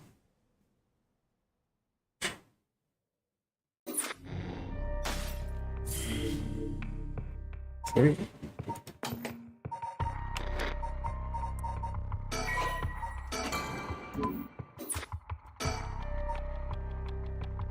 Yes, Tatsumi journals. Sorting during the fact that the senior officer of the Hajime Hishimiya's mysterious death. Tatsumi denies that the existence of the right resurrection until the cursed echo of the Evergreen Beach appeared before them. 12 AM. Tomo Yosada Gardens. Okay, so let me get this straight, boss. The right of resurrection really exists. To use it, you have to kill people using the power of curses and the 7 mysteries of Sondra. And the curse you have is from the story of the Evergreen Beach that's told in this area. Is that right? Yep, pretty much. You're quick on the uptake. You weren't your silly self when you were explaining, so I knew you were telling the truth. Never silly.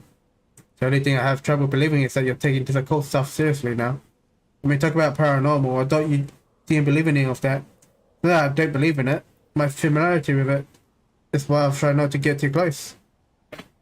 You just being a soul loser. Not used to admitting you were wrong. Gotta fix my curtain one day. Oh, shut up and listen to me. No point in trying to hide things anymore. We won't get anywhere if you don't understand, so listen up. Please, just listen. You don't have to keep saying that. I'm listening. We don't have time to waste. We'll talk as we walk. Hey, wait for me, boss. Nice little music. Oh, hey, some moving around. We are Goku Bridge.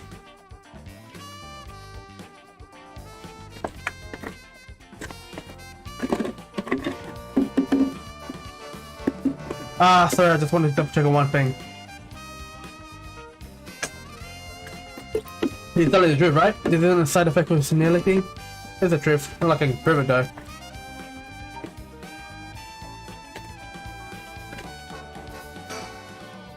Not simple, but sure can be so sometimes. But make our intended at that point. Think. Revealing the existence of a secret department is against the rules. Give it to a fellow cop.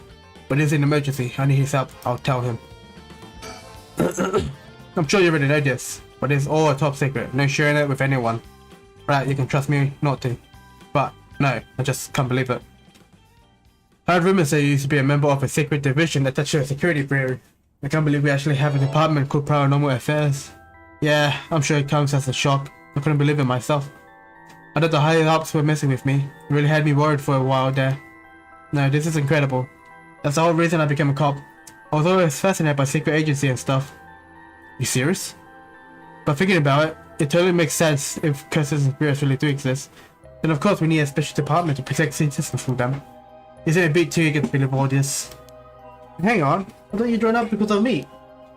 Come on, boss, do you really have one favorite food? You like more than one thing. Yeah, whatever. In any case, the official stance is that the supernatural does not exist. The paranormal affairs operates in secret. Still, I'm not sure why they stuck me there. There's 4 years I worked nothing but cases involving the supernatural. Paranormal Affair Bureau. Or they're officially called the Tokyo Metropolitan Police Department Security Division Special Security Unit. Oh my god, fucking words, man. Paranormal Affairs Bureau is more commonly referred to simply as Paranormal Affairs. But a handful of people know of its existence, even within the police force. As the name suggests, it specializes in the investigation and resolution of cases involving paranormal phenomena. Since the existence of a paranormal phenomenon is not publicly known, nor is it readily believed by the general population, the Bureau's activities are conducted in the utmost secrecy. Currently, only 5 members, including the chief, the Bureau has a network of psychic contact across the country who assist with their cases, including Mie Kurosuzu. The Bureau undertakes investigation to a suspicious story that crosses the desk, but the vast majority turn out to be hoaxes due to the sheer volume of cases.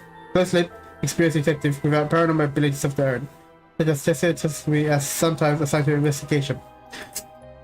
The current Chief of Paranormal Affairs is a man named Kiryu Nakagoshi. He was born to a family of psychics who have been involved in keeping the world safe from paranormal phenomena for generations, and has served as mere personal mentors since discovering her. Kiryu is an elusive figure, very few have met him in person, and is rarely seen in the office. They said that this is because he has often been the target of curses.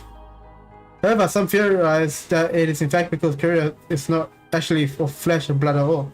You see, in his office is usually occupied by Inoue, a legendary creature found in Japanese folklore. Inoue resembles an ordinary white thrush and acts as Kiryu's messenger, leading to bizarre scenes of police officers honestly putting the bunny to a bird. The term Nakagoshi case serves as a code name used to refer to cases under investigation by paranormal affairs. Too much reading. More. Junior, the fresh-faced police detective that Shogo Okay, Midori Park. Ryun is a young detective of the Tokyo Metropolitan Police Department with an investigation division with the rank of sergeant. Ryun encountered a curse echo while investigating the mysterious death of his colleague Hajime Yoshimi. In a formal useful guidance with Tetsuya explained to him that supernatural is real, he accepted the fact without a moment of hesitation and vowed to help his partner solve the case. Born to a relatively well-off household, Ryun developed a healthy sense of self-esteem and an optimistic outlook on life. Although watching action movies and detective series as a child instilled him as a desire to help those in need, he was the son of Tetsuya Tatsumi. He was in charge of investigating a case Jun was involved in as a student. It truly inspired him to become a police officer. While Jun still maintains a strong respect for Tetsuya, he also gets much enjoyment out of making cracks to get raised up the veteran officer. As an adult, Jun continues to hold on to the hope that the world he is picturing. Hope that the world is as he pictured in his youth, a thrilling place in which superheroes do battle against secret evil organization. They attended police academy with Richard Kai, who is now a private investigator. The two initially became friendly when Jun found Richard holed up alone in the reference room, going over old crime data and invited him to go bowling, a popular pastime during this era. Wait, what? Just more? Okay, the girl police detective that Midori Park. This is a veteran detective in the Tokyo Metropolitan Police Department. The first investigation division was possessed by the Evergreen Beach. Here's Echo while investigating the former Yasada Garden. He's a member of the secret paranormal activity affairs or paranormal affairs bureau within the Tokyo Metropolitan Police Department. Secret division. He makes use of this. Oh my god. Oh. I'm gonna get aneurysm just from reading. Holy crap. He makes use of this experience to investigate the ongoing large-scale curses incident with his partner Jun Irio. Rather than sitting behind a desk, that respect the field, he moved in. Yep, same attentive. Okay guys, I'm just gonna start skipping dialogue, because holy crap. Yeah, we should still discuss with the stored up. Ah, that kind. Don't you know? Have it? Have what? Spirit sense, of course. So you would have called spiritually gifted? Nope, I've never felt anything like that. And no, dare be a lightweight at best. 1 beer and I'm down for the count. Alright, huh? Some people with food quantify someone's spirit sense, like how much liquid they can handle. Nope, that's just me. Yeah, I haven't get that point across. Wait, it's wait. It's damn. It's you know, you could use the same like alcohol terminology as Tatsuya does. So I thought that like maybe she was thought of, but she's like 23 or something. Okay. Never mind my dumbness, I guess. Save really quick. Right, huh? Sorry, seems like I keep disappointing you. No, it's just not your fault, boss. Disappointing you yet again. I'll tell you one more thing. Resistance is usually something you're born with, it's tough to develop it later on. What? So there's no hope for me? No, say he is himself. Of course you were interested. Well, you never know. You may have some hidden potential. I know there's a high schooler who's got so much experience that she works at the front lines. I say work, but she wasn't paid because it was supposed to be part of her training. Next, that seems like gave you a violation of Article 69 of the Labor Station Act. Oh, you really know the law. No comment. Even though Coldfield has workers, right? Ishita. The really the secret department is against Yep. So, what do we do now? We've got this resurrection and the curse echoes of the 7 mysteries of Hundred. The curses being spread out around the city is a bit of an emergency. That bad? I'll put it this way, it's like handing out guns all over town. Jeez, that's real bad. It is. So, we need to find a source and put a stop to it before something terrible happens. Surely there'll be a job with the paranormal affairs, but I'll talk to them on our way here. Main team is signed up to tomorrow night. So they told me to do it myself, so they'd be fine since I have some experience. Huh? What? So that every time you mention means, yep, you're gonna help me, partner. Alright, let's do this! Hey, Peter, you're gonna dive into all this. You really have no reservation with me, case you know nothing about. But this was an emergency. I didn't think we had a choice. I'm just trying to be logical about this, boss. You really are something. It might actually be nice having you around. Well, thank you. So, what exactly do we do? These cases are connected to 7 mysteries, and the people who have others should all be here in town. But if there's 7 of them, that means there's 6 more out there. Oh shit! Got my echo one was on, so you can probably hear like a bunch of sound in the background. We should find and collect all the curse stones. But boss, from what you said earlier, killing the cursed bearer brings you closer to completing the rite of resurrection. Will your life be in danger if they find out you're a cursed bearer? Pretty much. We can't let that happen. Should you even be out here right now? Hiding would only be a waste of time. The mystery of a one-sided reed is associated with the Yogoku Bridge. I was hoping we'd be quick enough to run into the one-sided reed's cursed bearer. No such luck, it seems. Well, if nothing else, maybe word spread that the cops are on the lookout and people will behave. That's putting a lot of trust in whoever these other people are. But it's possible that other curse bearers with the same idea will come here later. Look to anyone you see who seems suspicious. That means someone who may have the power of a curse. Understood, in that case. Who the hell's that guy who's been watching us this whole time? What do you know? There is someone there. Good luck. Hey, you there. Sorry to bother you, but I've got some questions. I'm with the police. Thanks for your cooperation. We'll be asking you a few things, Mr. Yutaro Namigaki. That's your name, correct? Yes, I don't mind answering your questions. You're a detective. Did something happen? Alright, lots of things have been happening around here. Like people dying. So, what would you make of this guy? Let's save before I need to like turn off the volume or some shit again.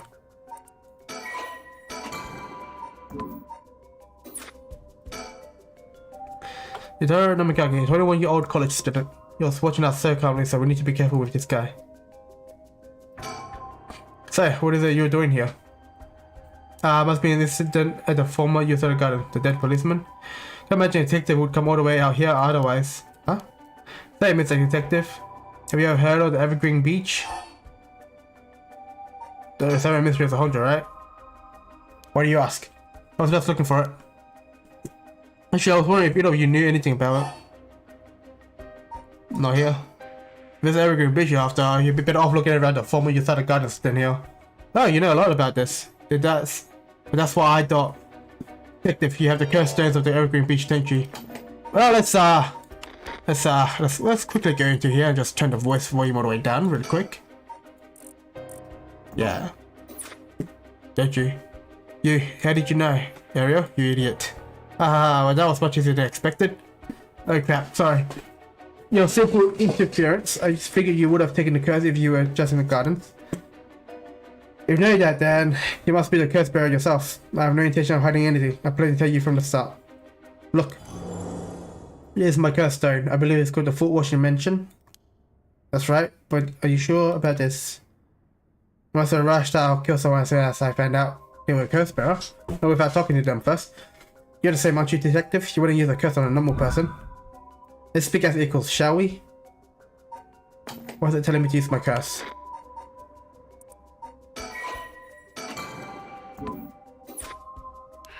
Boss. Sure. We're gonna resolve this amicably too. But before talking, there's something I should tell you. This is my curse stone, the Evergreen Beach, just like you thought. What? Boss, why were you telling him? As for how the curse works? Boss, are you having another senior moment? If you tell him that, he hates to death anyone who would try to mislead me. So if you try to lie to me, the curse stone will let me know. I don't have to use it to tell, understand? Well, really? That's super useful. I see, understood. It's a pretty useful power for a detective. Alright then, let's talk. Damn. Since I've lost the upper hand. They're pulling for pretty tricks then, I'll be honest with you. So far, so good.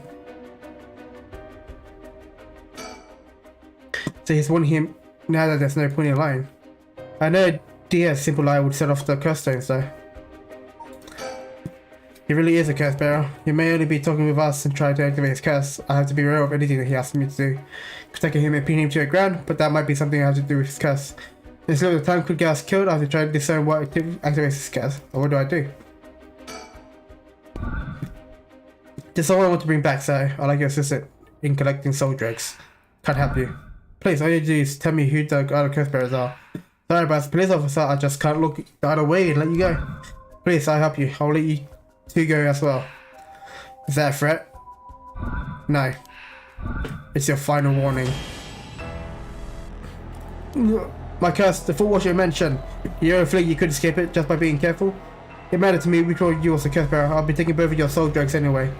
Wait, Namigaki, the Foot Washing Mansion has a powerful curse, so it's so simple to activate. It is ready whenever I need it. There's no escape from the voice of my feet. Ariel, get out of here, hurry, I'll find you later. What? Okay. Too late, hear the voice of my curse echo. Hear the voice of the curse echo. What? Why isn't my curse echo working? Possible, this has never happened. What's happening? I don't hear anything. Ariel, now grab him! Right. Namigaki, get down. God damn it. Boss, here, his curse stone. Good work, give it to me. Curse stone acquired, the Foot Washing Mansion. Damn it, why? What do you think, boss? Should we look him up? I haven't even touched you. You can't consider this assault of a police officer. Let's see, let him go. All we need is the stone. Ugh, how could this happen? My right resurrection. Give up. The right was too good to be true from the start. I don't know what happened to you, but you'll be better off mourning whoever you lost the right way. Now get out of here. Damn it. Oh yeah, the power of voice options.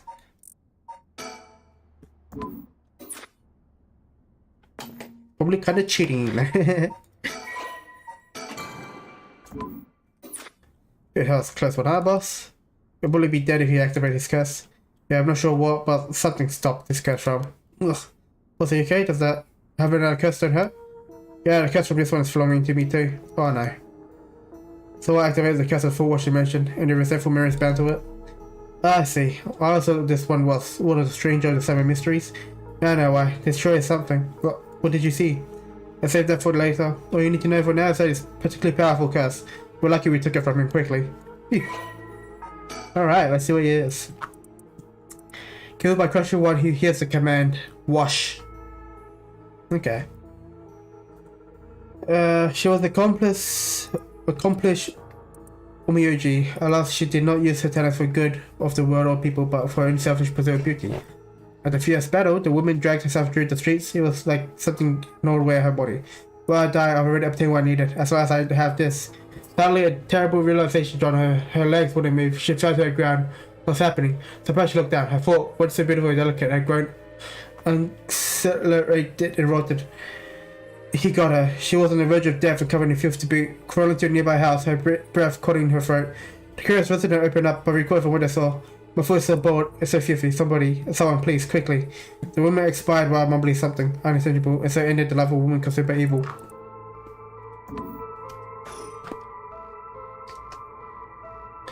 Well, that makes one stone. Where do we go now? We visit all the places associated with mysteries while it's still dark out. Do we have to do all that over again? I hope they aren't only aggressive as him, but people would do crazy things to bring back someone they love. It seems that the hatred of the Killstones are proof that makes people more willing to kill. Really? Then what about you, boss?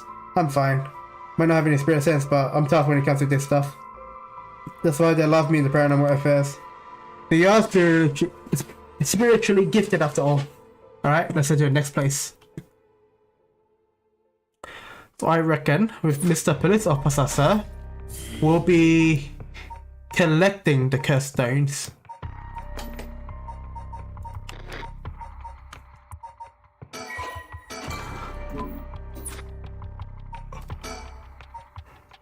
That's the area decided to collect the cursed stones as soon as possible before they became the cause of an unprecedented tragedy. The two obtained the full wash and mentioned from Utah. Next area. Meteorchi Park. This is where we meet Mr. Shogo Okie. Meteorchi Park.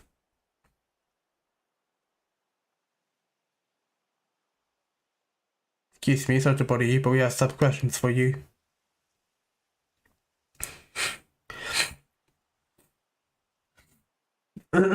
What? Are you the police? I haven't done anything. Don't worry, this isn't an interrogation or anything, we just want to talk. You're Hideki Araishi, right? The historian, we know who you are, and this won't take long. But since we saw you here, we'd just like to ask you a couple questions. Local history researcher, Hideki Araishi. This is the one who found that curse, right? Yeah, right, resurrection. The researcher, like his son uncles contributed purely straight away can for Sarah instead of the unknown education to Bender history. Let's get more. Oh, we did get story. Huh. Well, let's get over. I'm a busy man. What were you doing? Now, Miss Araishi, what were you doing here at this time of night? They're doing research, of course. They all know information never sleeps. That's a noble philosophy. You know, your research has been quite the talk around town. What was it they were saying? You discovered something about some book? Save. The record of dates? Sorry, you don't know anything. The record of fates, how rude. Yeah, that's it. Sorry about that. I should have done my research. I was lying, you know? I was just trying to see if, like, you know, we can do something to him. Alright, you found some kind of ritual in the record of fates. What? Don't tell me you want to know how to carry out the right resurrection too. Be perfectly honest, I'm tired of people asking me about it all the time. Don't you even care about the local history? You just came crawling out of the woodwork when something interesting comes up. Looks like I hit a nerve. If you can force me to tell you because you're a policeman, you're sorely mistaken. Here I should say it's local historian, but supposedly he knows more about the right resurrection than anyone. If I could hear this time of night, it's pretty possible it's a curse barrel. What were you doing?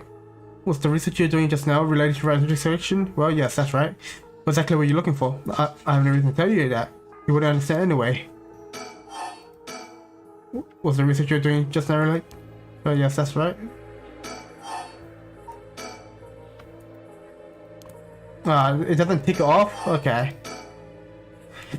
So you can use the right research yourself? You're a policeman. Do you really think police can be brought back to life? Everyone I meet pitiful. You don't believe in the right? Whether it's real or not has nothing to do with my research. Such things are better left to the occult freaks. Also, I thought. Huh? Things change. It has become necessary for me to pursue the right. So now I pray that it is real. What changed? I'm sure you can imagine the fans of my research. I receive a large amount of funding for seeking the right of resurrection. And finally, I receive a sum so great I'll never have to worry about money again. Oh, then that means someone is sponsoring your research, is that right? So what if they are? You have no idea how hard we work to secure funding for our research. I have no interest in teaching those children. Listen to me, I'll tell you one thing. Those experts you see writing provocation book or spending nonsense TV to try and get more popular, all of them are just trying to get the money they need to do their research. How popular the cult is, saying something even remotely speaking can lead to big money. What? But bought your books. The pursuit of the unknown begins first and foremost with belief. I was so inspired by that bit. I don't pursue a patronage. Unfortunately, however, the cult is not my true interest. The fate of the unknown is to be destroyed by the true research and deep consideration. No way, I can't believe it. You're surprisingly innocent. Can I look at anything else? Nah. Boss, let's ask you to get some questions. This record face, where did you get your hands on it? Storehouse of an old private residence in the city. That's the public was sold. I'm unable to be more precise due to an agreement with my informant. Now what kind of research do you want to be doing? I'm sure you wouldn't be interested, but put it simply, the focus of my research is how historical accounts transform from into folklore over the years as they are passed down from generation to generation. What does that mean? Due to human bias, the account of any event is inadvertently changed by the person communicating it. It is not necessarily done with ill intention. It happens when someone tries to fill in the gaps in a story that lacks detail, or when something left out or abridged because of the story's length, or when a story twists and shifts as it spreads through oral tradition. And when two stories are told about the same event, a difference in cultural environment affects how it's told, changing its content. Silly little things can turn into terrible, mysterious legends. My research is a study of how history, culture, and legend all influence each other. Ah, I see. Take the third mystery of Hondra, for example. While some of the mystery is simply about nothing particularly interesting. You think stories wouldn't last a decade, let alone hundreds of years, so why? Perhaps putting it that way piques your interest. I admit I am curious. That's what you've been researching all this time. Makes sense. As I said, it doesn't matter to me whether the right exists or not. If people in the Edo period believe that what was written in the record of faith was real, that's all I'm interested in. But I have to be realistic. The research I like to do is unfortunately not very lucrative. That's why I need to take some risk. Well, in that case, I think I might have a guess to what it is you're looking for.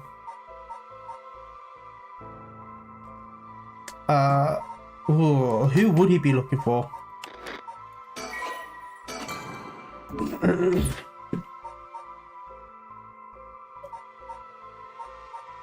Cursed stones, perhaps? What? Damn it, if you know about that then, calm down, no need to get so defensive. Hide cursed stones. We both want information, right? Why don't we have a nice friendly chat? Hope you may say that, but I don't trust you. Perhaps you already learned about curses. Perhaps you want to take my power away from me. No, that's not true. I must reveal my hand. I say nothing else. Sorry, I'll be taking my leave here. Hey, stop. Oh, he's so fast. Sorry, boss, he got away. Incomplete. Oh.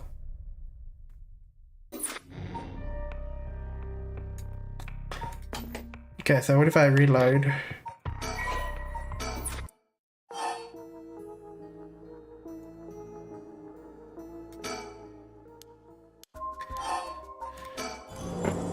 We both want information, right? Why don't we have a nice friendly chat? Because you are a curse bearer. Your leaf is in Evergreen Beach then? Yep. Will you show me yours? This is mine, the ever-burning lantern. Yeah, interesting. Is this a guy who got killed by Shogo in the building? Curse details. I'll tell you this for free. The Evergreen Beach comes from a man who was hanged for spreading false rumors. But accusations against him were unfounded and he died cursing those who deceived him. Ah, so that's the resentful memory held within the Evergreen Beach. The memories of the 7 mysteries are truly fascinating, if only I could collect them all. Do whatever you want, but you should know something. This stone of mine lets me curse anyone who tries to mislead me. What? But so don't try and lie to me. Oh no. You would curse a citizen? You call yourself an officer of the law? That all depends on you. I don't want to use it if I don't have to. What is it you want? The cursed stones are dangerous. I like to confiscate yours. Excuse me, but my right. First, let me ask you one thing. You haven't used that curse, have you? No, of course I haven't, I swear. Let's save.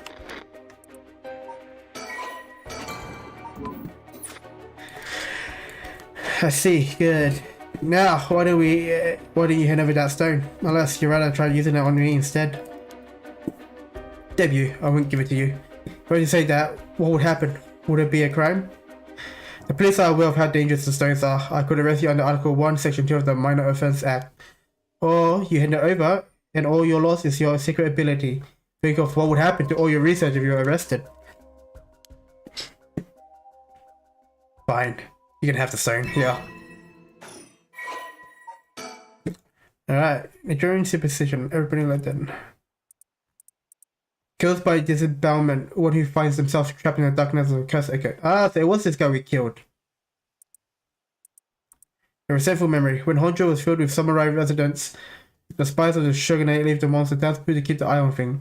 The Sabaka on South, what he could say, served as one of their outposts they would communicate to each other in code by turning the lantern on or off. Tonight at 4 AM, meant that someone would have be having the last labor of their life. That their belly would be sliced open the next morning. An unfortunate incident occurred in which a man attacked a woman in the battle fury. He regretted deeply, even declining to invoke the right to defend his honor.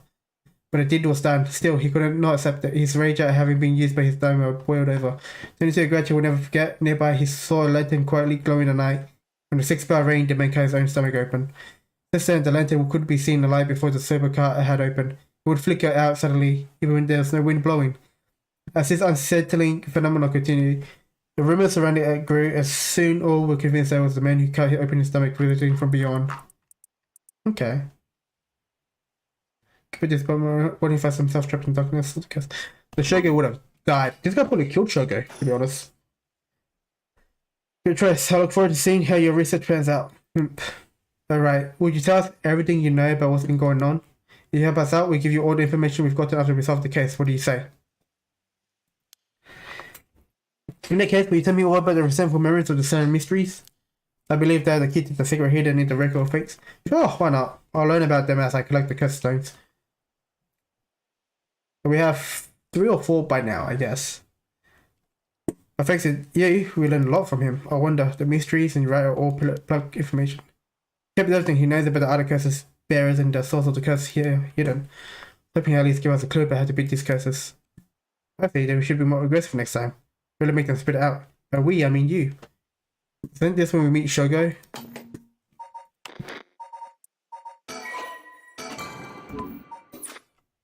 No matter what we ask. But now he hangs out. We're here. We go send someone for him if need be. Right, got it. I'm surprised to hear that there are actually 9 of the 7 mysteries, so yeah, that's 2 extra curses spirits we have to find. Confiscated 2, so there are 6 more. They could be anywhere in this town. Right, to find them faster, they might start using the curses. No, I think we're already too late, huh? I don't know this, but there was some soul drugs in Namaki's curse stones. Really? Did he already kill someone with it? It's not much, so it wasn't a curse bearer. Shit. Well, we know who did it. We can make arrangements to take him into custody. Our paranormal affair picks him up tomorrow. For now, we continue our search. Right, on the next place, we just have to cross them off list one by one. Oh, but boss, Good to know we can use the Minor Offence Act to arrest people with cursed stones. Why didn't we do that with Namagaki? We could do that, there'd be no need for paranormal affairs. Well, Grants would be a normal detective have to put him under arrest. Oh, right, yeah, I suppose that's true. Okay. Is this something we cannot continue to complete everything else? So Hira's trying to bring back her friend. Tetsuya is trying to collect all the cursed stones to protect the public. Yako is, I believe she's trying to bring back the chicken's suicide. But we'll save that for tomorrow's episode. It's been 2 hours. I'm hungry. I'm gonna go eat. Yeah, thanks everybody for tuning in. To those who are watching the archive, thank you for sitting through 2 whole hours. I'll be back tomorrow with the continuation of it. Just think about reading is so long. God damn. Reading everything like just hurts. Oh, I'll finish it by hopefully by the end of the week. Alright, thanks everybody for joining in. And yeah, peace out.